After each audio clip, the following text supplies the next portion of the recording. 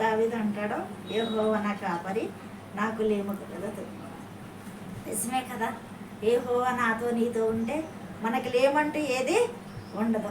ఎందుకనగా దావీదు కూడా మరి ఆయన్ని, నా కాపురమైన దేవా, నువ్వే నా అండ, నా బండ, నా ఆధారము, నా ఆశ్రయం, దొరకమని అంటాడు.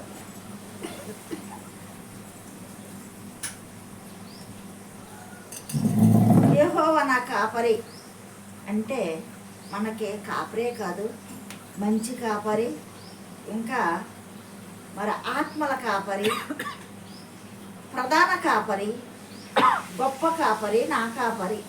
ఈ 5 నా కాపరి నాతో ఉంటే మనకి ఎలాంటిది కొరత కానీ, మరి ఎలాంటిది ఇబ్బందులు కానీ, ఇరుకులు కానీ ఉండవో. మనకి అసాధ్యము, మరి మనకి జరగని కార్యాలన్నీ కూడా నా కాపరిగా ఉన్నప్పుడు మనకు సాధ్యం చేయగల శక్తిమంతుడు.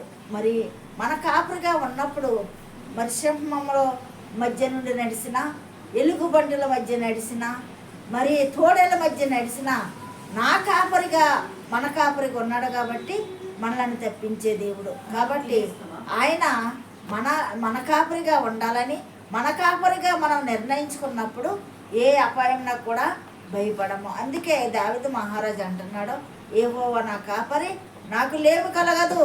ఆయన మనతో ఉంటే, మనం ఆయనతో ఉంటే మనకి లేమి అన్నది ఏది కూడా ఉండదు. మరి శత్రువుల మధ్య కూడా మనలను ఆయన నడిపించే దేవుడు, శత్రువులను మిత్రులుగా చేసే దేవుడు. కాబట్టి అలాంటి దేవునితో మనం నడుద్దామండి. వాక్యం దేవుడు దీవించుగాక. సస్కుపరిచి అన్న మనిషి గురించి ప్రార్థించండి. ఆమేన్.